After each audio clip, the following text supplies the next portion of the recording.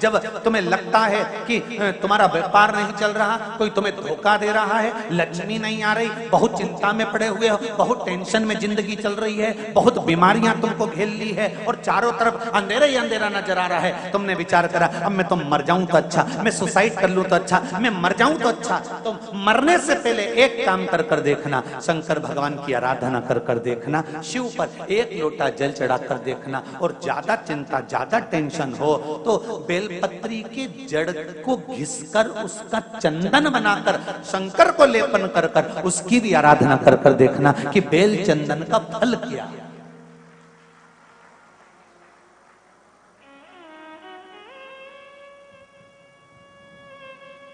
देवी देवताओं विराजमान रहते हैं इस बीच की जगह में।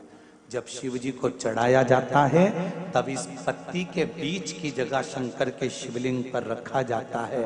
तो शिव जी इतने प्रसन्न होते हैं कि मेरी स्तुति करने के लिए ये भक्त 33 कोटि देवताओं को लेकर आया है, मेरी स्तुति करने के लिए। लोग चावल लाए, लोग अंबारियां लाए, धन लाए, दौलत लाए, संपदा लाए, पर एक शंकर का भक्त ऐसा होता है जो एक बेलपत्री के रूप में 33 कोटि देवताओं को, 64 योगिनियों को, आदि शक्तियों को शंकर को समर्पित करता है।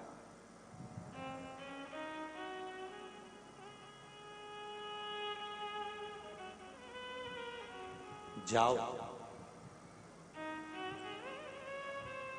भगवान के पास जब भी जाओ तो दिल से जाओ, हृदय से, छल कपट को दूर कर।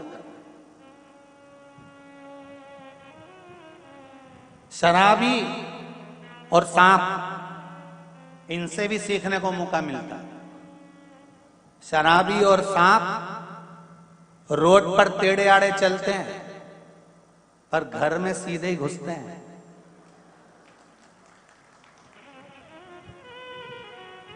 शराबी और सांप से भी सीखने को मिलता है, ये रोड पर टेढ़े आड़े चलते हैं पर घर में सीधे घुसते हैं। उसी तरह संसार सागर में तुम कितने भी टेढ़े रहो पर महादेव के चरणों में सीधे ही बने रहना कि मैं तुम्हारा हूं, इसके सिवा मैं कुछ जानता ही नहीं, मैं दूसरा कुछ जानता ना। तो मुझे पूजन आती है, ना मुझे स्तुति आती है, ना मुझे अर्चना आती है, ना मैं सेवा जानता हूं, ना मैं चाकरी जानता हूं। मैं तो केवल एक बात जानता हूं, श्री शिवाय नमस्तुभ्यम।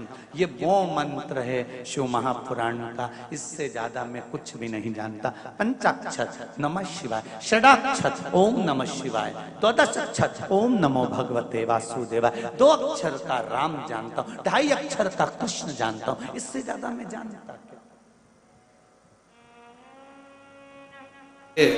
कि मैं बहुत हताश हो चुकी हूं,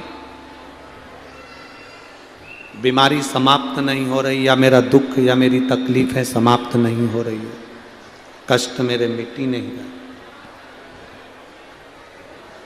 दुख मेरे समाप्त ही नहीं है। तब बेलपत्री के जो बीच वाली पत्ती होती है और उस पत्ती के नीचे 2 पत्तियां होती हैं, बहुत ध्यान से देखिएगा और समझिएगा। जैसे ये बीच वाली पत्ती है और उसके नीचे 2 पत्तियां, इसके मध्य में जो डंडी है बेलपत्री के और ये 2 पत्ती के बीच में जो डंडी रहती है, समझते हैं ना सब लोग, समझ रहे हैं ना। बेलपत्री की बड़ी पत्ती, पहले नंबर की पत्ती, और उसके नीचे की 2 पत्ती, उसके बीच की जो डंडी होती है, इस डंडी में चंदन का लेपन कर कर, ये बीच की जो भाग है डंडी है उसमें, ये देखिए, ये तो 2 पत्ती हो गई, एक ये पत्ती हो गई। अब ये जो बीच का भाग है के बैठ गई, ये तो छूटी नहीं गई। डॉक्टर अपना काम करें, या कोई ऐसी बात है कि अदालत में कोई केस चल रहा है, या प्रशासनिक कोई तकलीफ आ रही है, या अपने घर में कोई व्यापार से जुड़ी हुई या कोई धन से जुड़ी हुई कोई प्रॉब्लम है और वो समाप्ति नहीं हो रही, बहुत आप लोगों ने कर लिया, तब ये बेलपत्री, इसके मध्य की जो डंडी है, इस मध्य की डंडी में चंदन लगाकर 7 दाने चावल के लेकर आप जब द्वार में से मंदिर के अंदर प्रवेश करते हैं, जैसे ये मंदिर का मुख्य द्वार है, मुख्य द्वार से मतलब शंकर जी को जब जल चढ़ाने के लिए हम लोग अंदर जाते हैं, उसके पहले नंदी आ जाता है। नंदी के भी पहले का जो दरवाजा, मंदिर का मुख्य द्वार, उसको समझ अंदर प्रवेश करते उसके पहले चंदन लगी हुई बेलपत्र और 7 दाने चावल के हाथ में लेकर नंदी के सीधे हाथ की ओर से, मतलब आपका भी सीधा हाथ है तो नंदी का भी सीधे हाथ की ओर से आप नंदी के कानों में अपनी बात को कहकर ये बेलपत्री और 7 दाने चावल के ओम नमः शिवाय बोलकर, नमः शिवाय बोलकर या श्री शिवाय नमस्तुभ्यम कहकर डंडी का मुख अशोक सुंदरी की ओर हो और शिवलिंग पर उसको समर्पित कर दो चावल के दाने के साथ। केवल 2 या 3 सोमवार आप करेंगे, धीरे धीरे रोग में दवाई लगना प्रारंभ हो जाएगी और रोग समाप्ति पर जाएगा और आपका कार्य भी सफल होगा। 2 या 3 सोमवार में, ज्यादा हमको नहीं करना है, 2-3 सोमवार भी आपने कर लिया तो कर लिया, 3 सोमवार। जो ये पत्ता होता है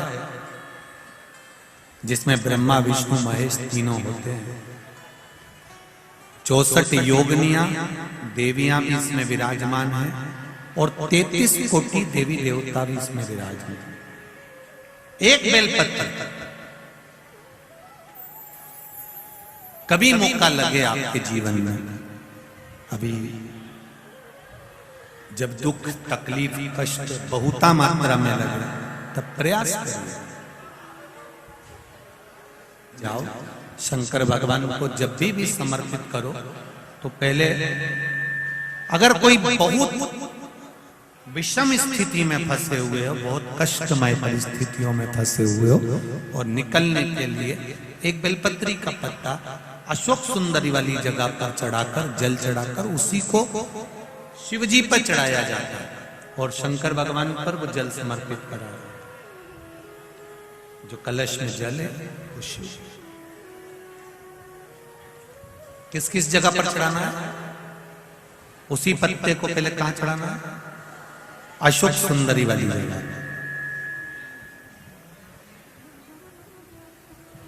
थोड़ा सा जल वहां चढ़ा दिया, पत्ते को उठाया, फिर शिवलिंग पे समर्पित कर दिया। बचा हुआ जो कलश में जल है वो भगवान शंकर को समर्पित कर, शिव को समर्पित।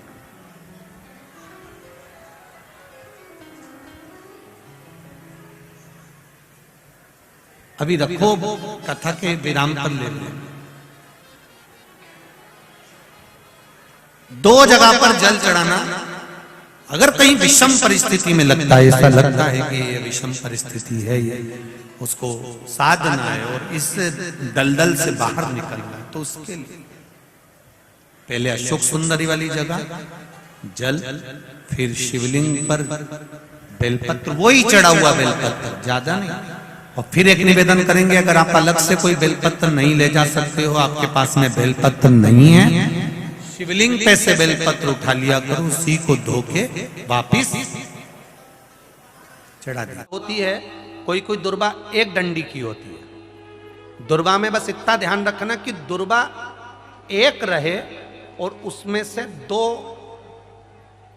पत्तियां निकली हुई हो। देखिए ना आप लोगों ने, पहले बोलो, जम के बोलो, देखा है ना? दुर्बा एक हो और 2 पत्ती की हो, एक ही कहलाएगी।